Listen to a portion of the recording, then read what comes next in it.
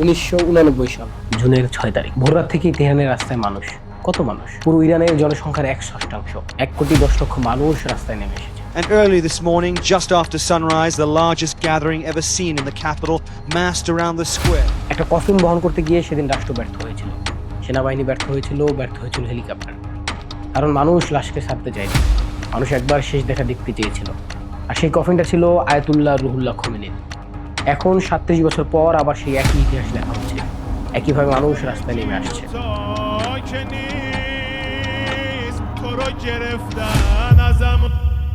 3রা June 1989 সাল রাত 10:20 Khomeini মারা গেলেন 89 বছর বয়সে। 10 দিনে 5টা হার্ট অ্যাটাক ও পেটে অভ্যন্তরীণ রক্তক্ষরণ। রাত পোহানোর আগেই সারা ইরানের ঘুম ভেঙে গেল। রেডিওতে ঘোষণা হলো 40 দিনের জাতীয় শোক। পাকিস্তান ঘোষণা দিল 10 দিনের শোক। সিরিয়া 7 দিনের, আফগানিস্তান 3 দিন। এমনকি ইরাক, যার সাথে 8 বছর যুদ্ধ হয়েছে, সেও সমবেদনা জানালো। 5 জুন সকালে লাশ নিয়ে যাওয়া হলো উত্তর তেহরানের মুসাল্লায়, একটা বিশাল খোলা মাঠে। স্টিলের শিপিং কন্টেনার দিয়ে উঁচু মঞ্চ বানানো হয়েছে, এয়ার কন্ডিশন কাচের বক্সে সাদা কাফন মোড়া লাশ। লক্ষ লক্ষ মানুষ সেদিন লাশ দেখতে এসেছিল, কিন্তু করা গেল না ভিড় নিয়ন্ত্রণ। 8 জন মানুষ মারা গেল মানুষের পায়ের তলে পিষ্ট হয়ে সেই মাঠেই। 500-র বেশি মানুষ আহত হলো। 6 জুন দাফনের দিন। গ্র্যান্ড আয়াতুল্লাহ মোহাম্মদ রেজা গোলপায়গানি জানাজার নামাজ পড়ালেন 20 মিনিট ধরে। এরপর পরিকল্পনা ছিল লাশ গাড়িতে তুলে দক্ষিণ তেহরানের বেহেশতে জাহারা কবরস্থানে নিয়ে যাওয়া হবে, কিন্তু কবরস্থানের পথে রাস্তায় লক্ষ লক্ষ মানুষ। গাড়ি এগোতে পারছে না এক চুলো। প্রতিটা গলি, প্রতিটা ছাদ, প্রতিটা ইঞ্চি ইঞ্চি জায়গা মানুষে ভর্তি। শেষমেশ ঠিক হলো হেলিকপ্টারে করে লাশ নিয়ে যাওয়া হবে। হেলিকপ্টারে এলো, কফিন তোলা হলো, কিন্তু কবরস্থানের নামা হলো না। হাজার হাজার মানুষ কবরস্থান ঘিরে ধরেছে। The mob swamped the helicopter after touchdown. Revolutionary guard অস্থায়ী দেয়াল দিয়েছে, কিন্তু ভিড়ের চাপে তা ভেঙে যায়। মানুষ হন্য হয়ে ছুটলো কফিনের দিকে। কফিন থেকে লাশ টেনে বের করার চেষ্টা করছে মানুষ। কাফনের কাপড়, যেটাকে পবিত্র বলে মনে করা হয়, সেটা হাতে পেলে বরকত পাওয়া যাবে, এই ভাবনা থেকে মানুষ সেই কাফন ধরে টানতে লাগলো। টুকরো হয়ে গেল কাফন। খোমেনির মৃত শরীর মাটিতে পড়ে গেল। সৈন্যরা পরিস্থিতি সামলে আনতে ফাঁকা গুলি ছুড়ে, এতে মানুষ কিছুটা দূরে সরলেও সেই ফাঁকে লাশ আবার হেলিকপ্টারে তুলে নিয়ে যাওয়া হয় উত্তর তেহরানে। দ্বিতীয়বার গোসল করানো হয়। টেলিভিশনে ঘোষণা দেওয়া হয় দাফন অনির্দিষ্টকালের জন্য স্থগিত। 5 ঘন্টা পর আবার ফিরে এলো The helicopter returned. এবার আর কাঠের কফিন নয়, এবার বানানো হয়েছে লোহার বাক্স, এয়ারলাইনের কার্গো কন্টেনারের মতো। চারিদিকে ঢাকনা বন্ধ। এবার তারা লাশ দাফন করতে সফল হয়। কবরের উপর কংক্রিটের স্ল্যাব দেওয়া হলো। তারপর বড় মালবাহী কন্টেনার চাপা দিয়ে তৈরি করা হলো পাহাড়, যাতে আর কেউ পৌঁছাতে না পারে। পরে সেখানেই তৈরি হলো বিশাল মাজার। Guinness book of world record অনুযায়ী ইতিহাসের সবচেয়ে বড় জানাজা। 1,10,00,000 মানুষ, একটা দেশের জনসংখ্যার 1/6। এই রেকর্ড আজও ভাঙে, কিন্তু আগামীকাল ভাঙবে। তেহরান, কোম, মাশহাদ, নাজাফ ও কারবালা, ইরান ও ইরাকের 2 দেশে 7 দিন ব্যাপী হবে এবারে জানাজা। The world will witness the most magnificent funeral ceremony. Iran সরকার বলছে 3,50,00,000 মানুষ আসতে পারে এই জানাজায়। বাংলাদেশ, পাকিস্তান, ভারত, ইরাক ও আফগানিস্তান, শিয়া বিশ্বের প্রতিটা কোণ থেকে মানুষ আসছে। কিন্তু এবার একটা পার্থক্য আছে। 1889 সালে যখন খোমেনির মৃত্যু হয়েছিল, পুরো ইরান তখন হয়েছিল এক কণ্ঠে। তারা সবাই কাঁদছিল।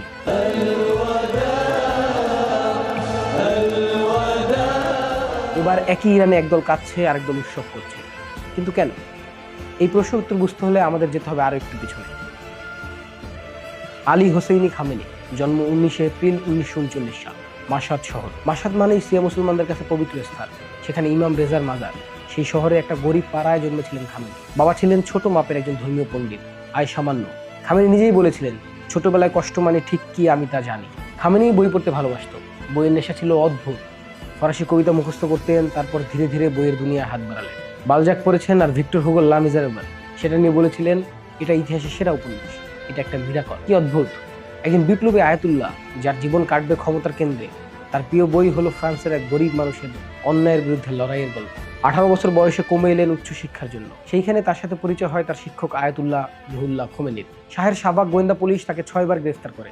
জেলে তার উপর চালানো হয় অমানসিক নির্যাতন। 3 বছর তিনি ছিলেন নির্বাসিত। প্রতিবারই ফিরে এসেছেন আরও সুসংগঠিতভাবে। 1889 সালের বিপ্লব এলো তেহরানের ঘর জুড়ে। শাহ দেশ ছেড়ে পালালেন আমাদের হাসিনার মতোই। নির্বাসনে থাকা রুহুল্লাহ খোমেনি দেশে ফিরলেন এবং খামেনি হলেন নতুন ইরানের অন্যতম স্তম্ভ। তেহরানের জুমার নামাজের ইমাম, সংসদ সদস্য, প্রতিরক্ষা উপমন্ত্রী, ইরাকের বিরুদ্ধে যুদ্ধে ফ্রন্টলাইনের যোদ্ধা। 1881 সালের 27 জুন শনিবার তেহরানের আবুজার মসজিদে তিনি বক্তৃতা দিচ্ছেন। প্রায় 2000 মানুষ, সামনে একটা টেবিল, তাতে কাগজপত্র আর ছোট্ট একটা টেপ রেকর্ডার। একজন তরুণ সেই টেপ রেকর্ডার চালু করতেই সাথে সাথে বিকট শব্দ, তারপরেই বিস্ফোরণ। খামেনির ডান কাঁধে শ্রাপল ঢুকে গেল, ফুসফুস আক্রান্ত হলো স্নায়ু।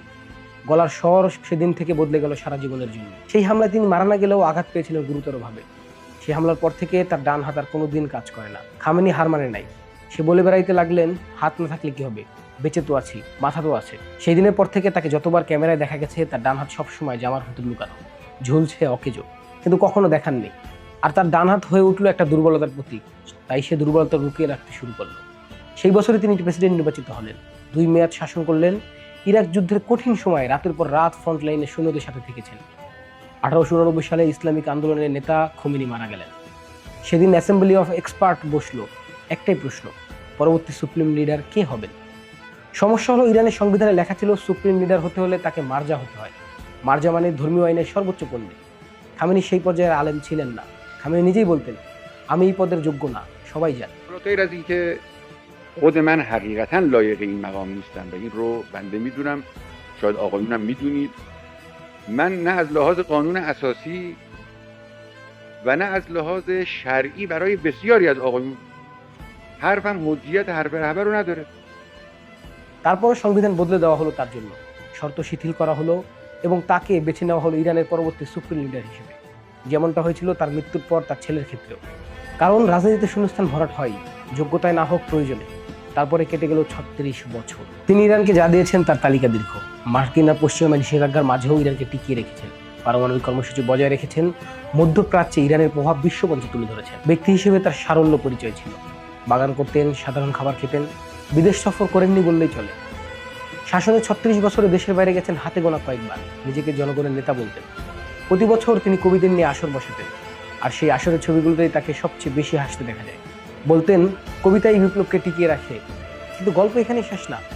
সে একই মানুষ যে বই ভালোবাসতেন তিনি বই নিষিদ্ধ করেছেন, যে লেখকদের বই পড়েছেন তাদের মতো লেখকদের জেলে পুরেছেন। সে একই মানুষ যে নিজে 6 বার জেল খেটেছেন, তিনি লক্ষ লক্ষ বিরোধীকে কারাগারে ভরেছেন। আর 2026 সালের জানুয়ারিতে যখন ইরানের মানুষ অর্থনৈতিক ধসের কারণে রাস্তায় নামলো, তখন সুপ্রিম লিডার নির্দেশ দিল যে কোনো উপায়ে দমন করতে হবে এই আন্দোলন। যখন আপনি খোমেনির কথা বলবেন, তার ভালোর দিকের পাশাপাশি এই খারাপ দিক নিয়েও কথা বলতে হবে। 28 ফেব্রুয়ারি 2026, এই দিনটাও শনিবার। 1981 সালেও শনিবার ছিল, যেদিন তার হাত চলে গিয়েছিল। 2026 সালেও শনিবার। সেদিন সন্ত্রাসী ইসরায়েল আর সাম্রাজ্যবাদী আমেরিকার মিসাইলে তার কম্পাউন্ড ধ্বংস হল। তেহরানের রাষ্ট্রীয় টেলিভিশনের উপস্থাপক কাঁদতে কাঁদতে বললেন, সুপ্রিম লিডার শহীদ হয়েছেন, সুপ্রিম লিডার শহীদ হয়েছেন। و امام مسلمین حضرت آیت الله العظما سید علی حسینی خامنه ای در راه سربلندی حرم جمهوری اسلامی ایران। সেই একই মুহূর্তে লস অ্যাঞ্জেলেস ইরানি ডায়াসপোরা রাস্তায় নেমে গেল উৎসব করতে। একই মানুষের মৃত্যুতে কান্না আর আনন্দের উৎসব, একই সময়ে একই জাতির মধ্যে। এই সপ্তাহে যদি সত্যি 3,50,00,000 মানুষ আসে তার জানা যায়, সেটা হবে ইতিহাসের সবচেয়ে বড় জানা। খামেনির গুরু ইসলামী আন্দোলনের নেতা খোমেনির রেকর্ডও ভাঙবে, কিন্তু একটা পার্থক্য থাকবে। 2026 সালে কেউ আসবে ভালোবেসে, কেউ আসবে ধর্মীয় দায়িত্ব থেকে, আর কেউ হয়তো কেউ আসবেই না, কারণ তার সন্তান জানুয়ারিতে রাস্তায় মারা গেছে। আর যারা আসবে আর যারা আসবে না, তারা সবাই ইরানের নাগরিক। জানাজার ভিড় কি বলে দেয় একজন মানুষের ইতিহাস কি ছিল? জানাজার ভিড় কি শাসকের বৈধতা প্রমাণ করে, নাকি ভিড় শুধুমাত্র ভিড়, নাকি ইতিহাস ভিড়ের চেয়েও বড়?